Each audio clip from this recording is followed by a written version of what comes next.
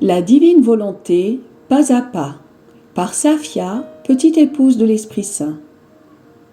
La Reine du Ciel, dans le royaume de la volonté divine, à Luisa Picaretta. Prière quotidienne à la Reine Céleste. Au nom du Père qui m'a créé, et du Fils qui m'a racheté, et du Saint-Esprit qui me sanctifie. Amen. Fiat voluntas tua. Reine immaculée, ô céleste maman, en ce mois qui t'est consacré, je me place sur tes genoux maternels, m'abandonnant entre tes bras, comme ton enfant chéri, et te demandant avec véhémence la plus grande de toutes les grâces, celle que tu m'admettes à vivre dans le royaume de la divine volonté. Sainte Maman, toi qui es la reine de ce royaume, permets que j'y vive en tant que ton enfant. Que ce royaume soit rempli de tes enfants. Je me confie à toi afin que tu y guides mes pas et que, soutenu par ta main maternelle, tout mon être vive constamment dans la divine volonté. Tu seras ma maman. À toi, ma maman, je confie ma volonté pour que tu l'échanges contre celle de Dieu et qu'ainsi je sois assurée de ne jamais quitter cette divine volonté. Je te supplie de m'éclairer afin que je comprenne bien ce qu'est la divine volonté. Amen. Je te salue, Marie très pure, conçue sans péché. Le Seigneur est avec toi. Tu es bénie entre toutes les femmes, et Jésus, le fruit de tes entrailles, est béni. Sainte Marie, Mère de Dieu, co-rédemptrice du monde, Mère et Reine de la divine volonté, Immaculée Conception, Mère des vivants et de l'Église, prie pour nous pécheurs de toutes les générations et veuille répandre l'effet de grâce de ta flamme d'amour à toute l'humanité, maintenant et à l'heure de notre mort. Amen. 33e jour. Première heure de souffrance. L'enfant Jésus, soumis à l'incision cruelle de la circoncision. L'âme à sa reine immaculée. Sainte Maman, ton amour me pousse fortement à me tenir près de toi. Tu veux me faire participer à tes joies et à tes peines en les déposant dans mon cœur comme gage de ton amour et de celui du petit enfant Jésus, pour mieux m'amener à vous imiter. Sainte Maman, aide-moi à t'imiter parfaitement. Leçon de la Reine du Ciel. Ma chère fille, mon cher fils, comme j'avais hâte d'être en ta compagnie pour pouvoir te raconter notre histoire d'amour et de souffrance. Lorsque l'on est accompagné, les joies sont plus douces et les souffrances atténuées à cause de la compagnie de la personne qui nous aime. À peine 8 jours s'étaient écoulés depuis la naissance du divin enfant. Tout était joie et bonheur pour nous. La création avait gardé son air de fête depuis la naissance du Créateur bébé. Cependant, l'accomplissement de notre devoir vint interrompre notre joie. À cette époque, en effet, il y avait une loi demandant que tous les garçons premiers-nés soient soumis à la circoncision. Mon cœur de maman saigna à cause du chagrin de devoir soumettre mon cher fils, ma vie, mon Créateur, à cette cruelle souffrance. Oh, comme j'aurais préféré souffrir à sa place! Mais la suprême volonté ne l'entendait pas ainsi, et en accord avec saint Joseph, je dus passer à l'acte héroïque de faire circoncire le bébé Jésus.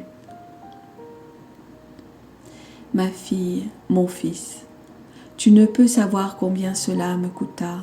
À la douloureuse incision, j'ai senti mon cœur se déchirer et j'ai pleuré. Saint Joseph a aussi pleuré. Quant à mon cher bébé, il sanglotait, tremblant de douleur et me regardant, et il cherchait de l'aide. Quelle heure pénible nous avons passée tous les trois. Elle rejoignit toutes les créatures en leur apportant la première caution de la vie de mon fils pour les sauver. Fille bénie, fils béni. Cette coupure cachait de profonds mystères. Elle scella la fraternité du céleste bébé avec la famille humaine. Le sang qui versa était le premier paiement à la justice divine pour le rachat de toutes les générations humaines.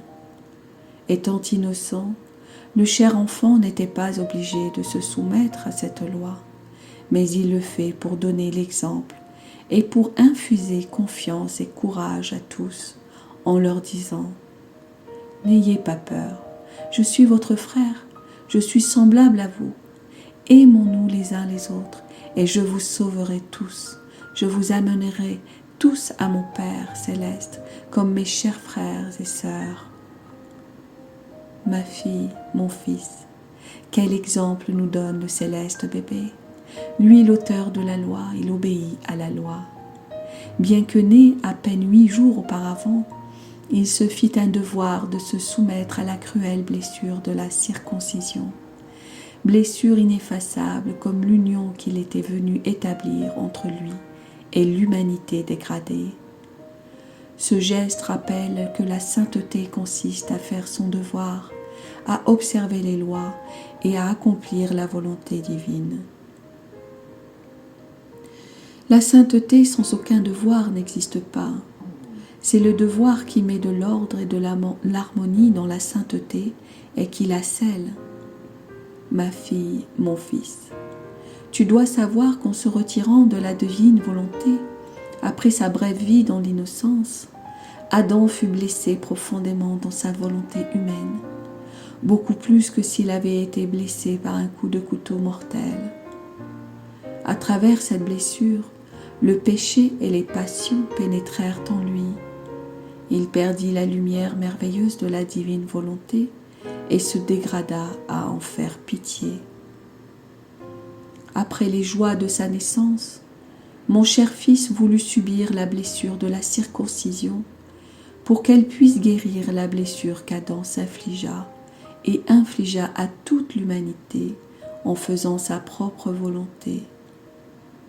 Avec son sang, mon cher fils prépara le bain qui lavera tous les péchés de l'homme pour le fortifier et l'embellir, de façon à le rendre de nouveau digne de recevoir la divine volonté, laquelle, au début, formait sa sainteté et son bonheur.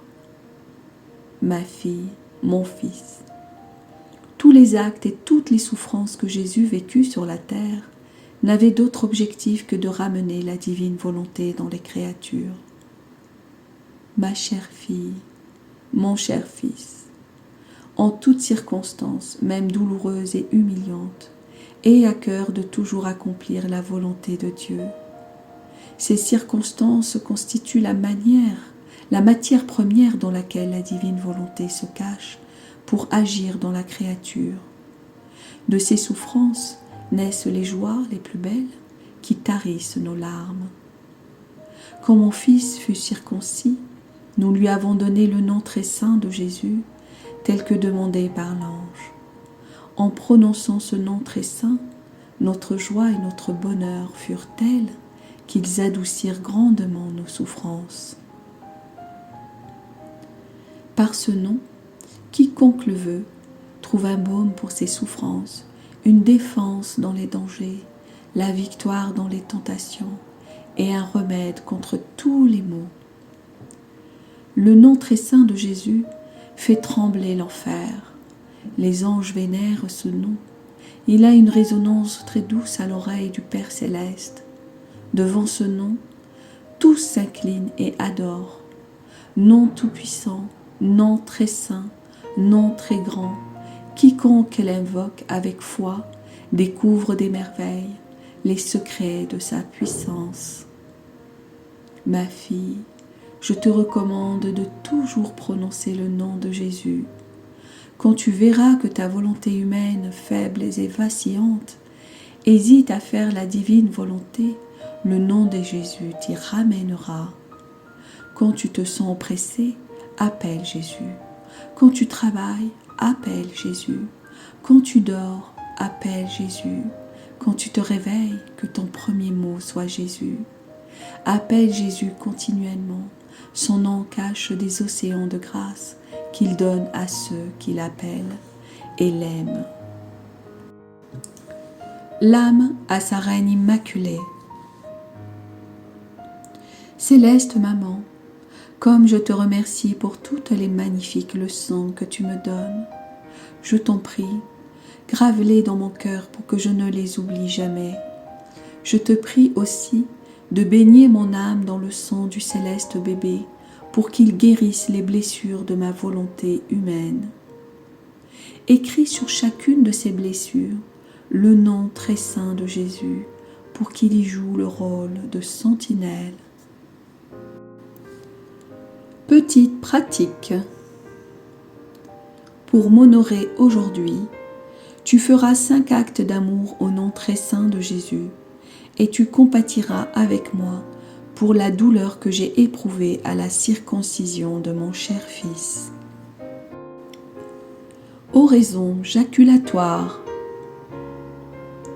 Chère maman, écris dans mon cœur le nom de Jésus afin qu'il me donne la grâce de vivre dans la divine volonté. Amen. Fiat voluntas tua.